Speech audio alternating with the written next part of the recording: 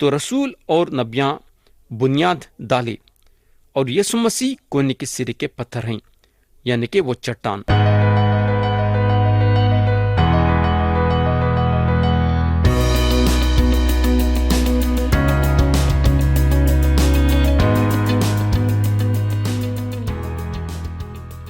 یسوع مسیح کے نام سے السلام علیکم۔ تو پیارے بھائی بہن، اب ہم کلام میں آگے بڑھیں گے اور آپ لوگوں کو یاد ہوگا کہ گئے وقت ہم افسیوں کے نام پولس رسول کا خط باب 2 اور اس کی آیت 10 سے 17 تک غور کرے تھے۔ آج ہم کلام کے نئے حصے پہ آئیں گے اور پڑھیں گے افسیوں کے نام پولس رسول کا خط باب 2 اور اس کی آیت 18۔ یہاں پولس بولتے ہیں، کیونکہ اسی کے وسیلے سے ہم دونوں کی ایک ہی روح میں باپ کے پاس رسائی ہوتی ہے۔ میرے دوست، یہ ایک چھوٹی سی آیت ہے مگر وزن میں بہت زیادہ بڑی ہے۔ یہ آیت میں ترییک کا ذکر ہے۔ یہاں لکھا ہوا ہے، کیونکہ اسی کے وسیلے سے، یعنی کہ مسیح کے وسیلے سے ہم دونوں کی ایک روح میں، یعنی کہ پاک روح میں باپ کے پاس، یعنی کہ خدا باپ۔ تو یہاں باپ، بیٹے اور روح القدس کا ذکر ہے۔ میرے دوست، اور ایک چیز یہاں جو غور کرنے کی ہے وہ یہ ہے کہ یہودی اور غیر یہودی، یعنی کہ غیر قوم والے ایک ہی قدم پہ ہیں۔ کس حیثیت سے ایک ہی قدم پہ ہیں؟ ایک گنہگار کی حیثیت سے، وہ بھی کس کے سامنے؟ مسیح کے سامنے۔ اس کے علاوہ مسیح کے ذریعے سے دونوں، یعنی یہودی اور غیر یہودی، خدا کے ساتھ بات چیت کر سکتے ہیں۔ اور میرے بھائی، میں سمجھتا ہوں کہ ہر انسان کے لیے یہ ایک بہترین بات ہے۔ پولس جو ہیں رومیو کے خط میں صاف صاف بتاتے ہیں کہ ایمان کے ذریعے سے راز بازی ہر ایک کے لیے ایک فائدہ مند بات ہے۔ یسوع مسیح کے ذریعے سے ہمارا رشتہ خدا کے ساتھ ہے اور یہ ایک زبردست بات ہے۔ خدا کے ساتھ رشتہ قائم کرنا واقعی میں ایک زبردست بات ہے، اور یہ چیز کا کوئی بھی انکار نہیں کر سکتا۔ اور جو بھی یسوع مسیح کے ذریعے سے خدا کے ساتھ رشتہ قائم کرتا ہے، انہیں کہاں سے بھی اور کسی بھی وقت خدا سے بات چیت کر سکتا ہے۔ اور سب سے بڑی بات یہ کہ یہ دنیا میں جتنے بھی یسوع مسیح پہ ایمان لائے ہیں، اگر ایک ہی وقت پہ الگ الگ جگہوں پہ سے خدا سے بات کریں گے تو خدا میں اتنی قابلیت ہے کہ ایک ہی وقت پہ خدا ساروں کے دعاؤں کو سن کے وہ دعاؤں کا جواب دے سکتا ہے۔ اب ہم پڑھیں گے آیت 19 اور 20۔ یہاں پولس بولتے ہیں، پس اب تم پردیسی اور مسافر نہیں رہے، بلکہ مقدسوں کے ہم وطن اور خدا کے گھرانے کے ہو گئے، اور رسولوں اور نبیوں کی نیوں پر، جس کے کونے کے سرے کا پتھر خود مسیح یسوع ہے، تعمیر کیے گئے ہو۔ تو پولس یہاں یاد دلاتے ہیں، کس کو یاد دلاتے ہیں؟ وہ لوگوں کو جو غیر قوم سے آئے اور جو یسوع مسیح پہ ایمان لائے۔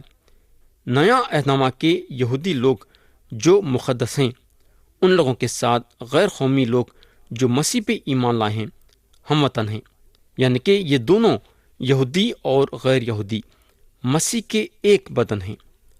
بولنے کا مطلب یہ ہے کہ ہم یسوع مسیح پہ ایمان لانے کے بعد ہم جو ہے خدا کے بیٹے اور بیٹیاں بن جاتے ہیں، اور جب ہم خدا کے بیٹے اور بیٹیاں بن جاتے ہیں تو ہم فرزند کے حیثیت سے آ جاتے ہیں۔ پولس آیت 20 میں لکھتے ہیں، اور رسولوں اور نبیوں کی نیوں پر۔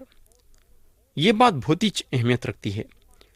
اس کا مطلب یہ نہیں کہ رسول اور نبیاں بنیاد تھے، بلکہ یہ پکی بات ہے کہ یہ لوگ بنیاد ڈالے۔ شروع کی جو کلیسیا تھی اپنی جو ہے تعلیم رسولوں پہ قائم کری۔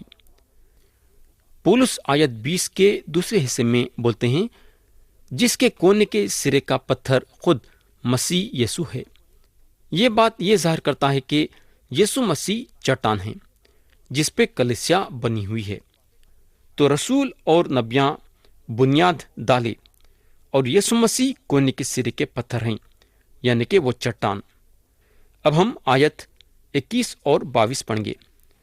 उसी में हर एक इमारत मिलाकर खुदावन में एक पाक मक़दस बनती जाती है, और तुम भी उसमें बाहम तामीर किए जाते हो, ताकि रूह में खुदा का मस्कन बनो। प्यारे भाई बहन, यरूशलेम में जो हैकल था उसमें कई इमारतें थी, और मैं समझता हूं कि पौलुस अलग अलग जो हैं इमारतों पे इशारा करें। उनका मतलब यह है कि हर आदमी जो यीशु मसीह पे ईमान लाया है, इमारत के पूरे नक्शे में बढ़ता है।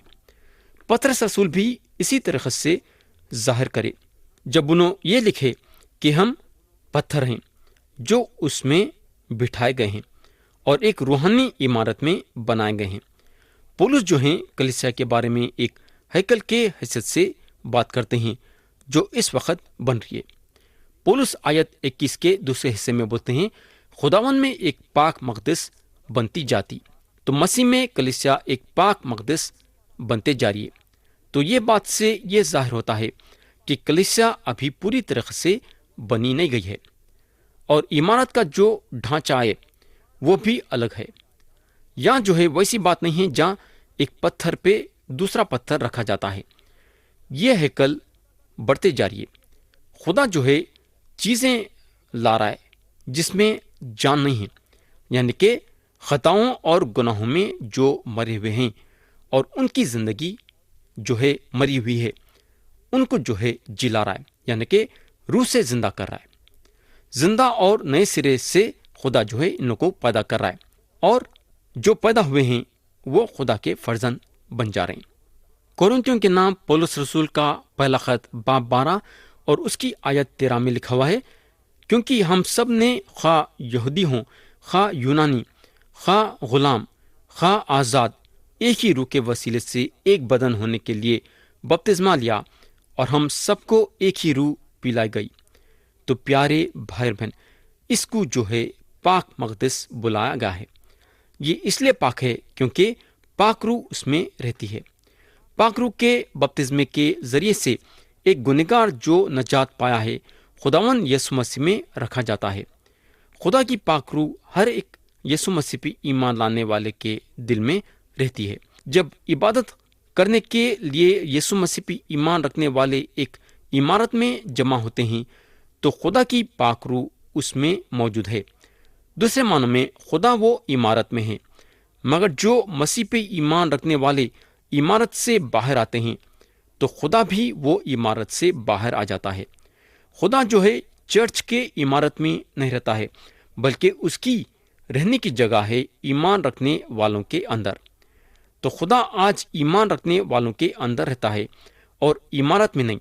तो हम बताएं कि खुदा कोई भी इमारत में नहीं रहता है जो हाथ की बनी हुई है। जब ईमान रखने वाले कलीसिया में जमा होते हैं, तो दुनिया के सामने ये बताना चाहिए कि ये ज़माने में भी जो है खुदा अपने पाक हैकल में है। दुनिया वाले ये महसूस करना कि खुदा जो है कलीसिया के इबादत में मिल सकता है। तो यहाँ हम बाब 2 को ख़त्म करेंगे और बाब 3 उठाएंगे। हम पढ़ेंगे उसकी आयत 1 और 2।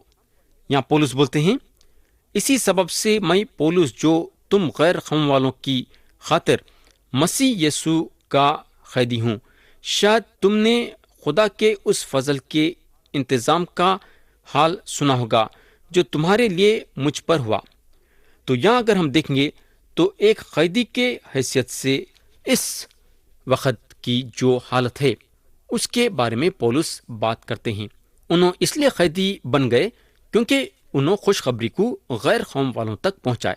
अब गैर कौम वाले जो यीशु मसीह पे ईमान लाए हैं, उन लोगों को नया हक या वायदे दिए गए हैं जो पौलुस अगले बाब में बताए हैं।